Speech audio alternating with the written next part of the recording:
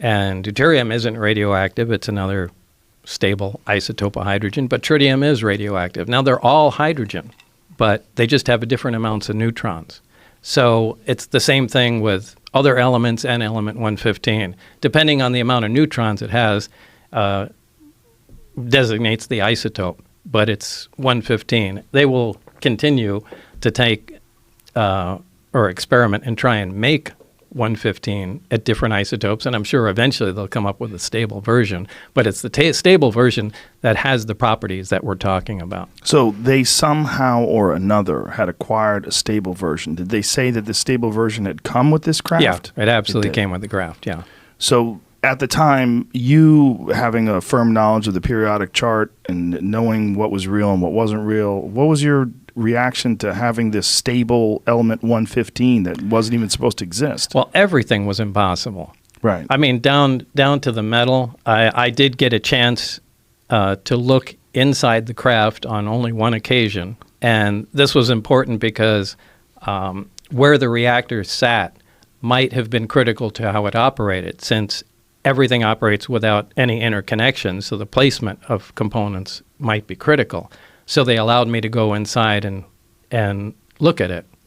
Again, I forgot where the hell I am. So you're going into this craft, and what are you thinking when you're inside of it? Like, what are you seeing? It's a very ominous feeling because first of all, everything is one color. It's like a dark pewter color, and there are no right angles anywhere. It's as if somebody took... I've said this before, somebody took a model and fashioned it out of wax and then heated it just for a short time so everything melted. Everything looks like it's fused together. Everything has a radius of curvature where two items meet. It's a really weird looking thing. But there was almost nothing other than a small foldable hatchway that looked recognizable. Everything was really unworldly, to pick a way to describe it. So you get inside this thing, and it's designed for something that's much smaller than a human being. Yeah, you can't really stand up till you get to the very center of it. And how tall are you? I'm 5'10". And what do you think this was designed for? I'd say something close to half my height. Wow. So these little 3-foot tallish creatures. Yeah, and the seats were small too. I mean, obviously it was made, for something small. But there is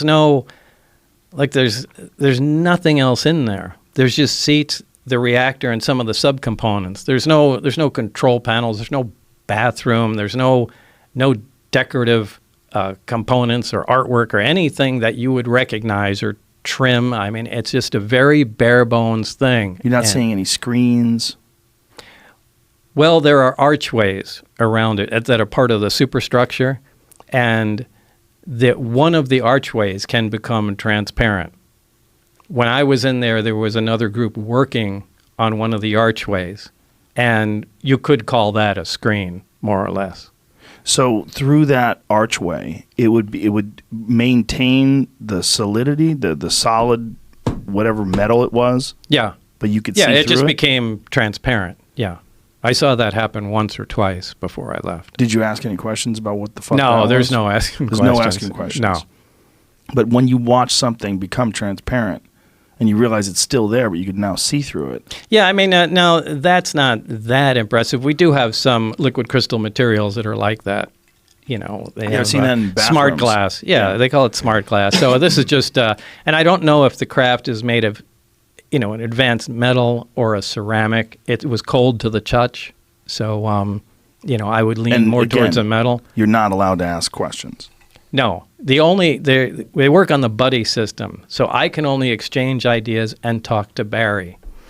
Now, this really interferes with science because science is based on free discussion, and ideally, you get a bunch of guys together, exchange ideas, work on problems, and that's how things move forward.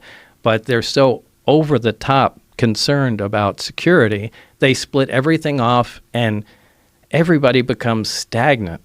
It just destroys any of the progress you can make, or at least makes it go so slow. I think they wind up shooting themselves in the foot. Which is probably why they arrived at this bottleneck that they needed to get this madman with a jet-powered Honda to come in and see what he could do. I think that was an act of desperation. I think they wanted someone that thinks out of the box and let's just give this guy a try here, because they weren't, and they might have done this 4 more times since up to the point in time today, assuming they're still working on this thing.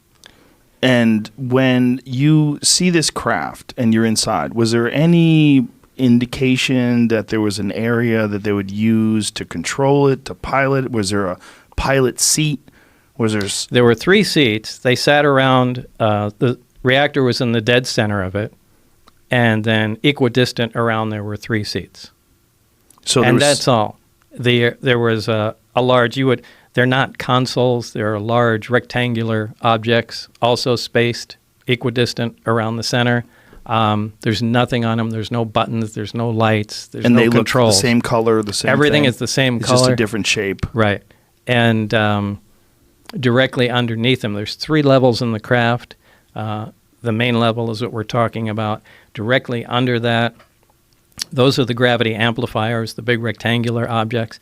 Underneath them are the gravity emitters that look like, for lack of a better word, a trash can hanging on a pipe. 3 of those. And then the top layer, this is just my personal belief, I think that has to do with a navigation or their version of a computer with some planar panels, sensor panels around the craft that we would call portholes, but they're not portholes. They're just black areas. And I think that just determines its position in space. But I physically was in the center section, and I stuck my torso in the bottom section and hung upside down so I could see how the gravity amplifiers were positioned. What is the roughly the size of this thing? I don't remember from being there, but after all this stuff was over, I had John Andrews, a guy from the Testers Model Corporation, and we sat down and tried to figure out from what I saw and known sizes of things, and we came up with 52 feet in diameter. And so I think that's fairly small. Yeah, so I think that's a reasonable guess. Now, you said there's 9 of them, and you got a brief glimpse at the other ones. How were they different? Oh, they looked completely different. One looked like I called a Jell-O mold, and it looked like a classic Jell-O mold with the rippled sides to it. One was a very flat disc, like like a straw hat or something like that. That was sitting up on its edge, and the thin part of it looked like a projectile had been fired through the edge of it. So I don't know if they were attempting to see if the metal could be penetrated, or if that's where the thing came from. Maybe it was shot down. But that was the only one where I saw there was, actual physical damage to it.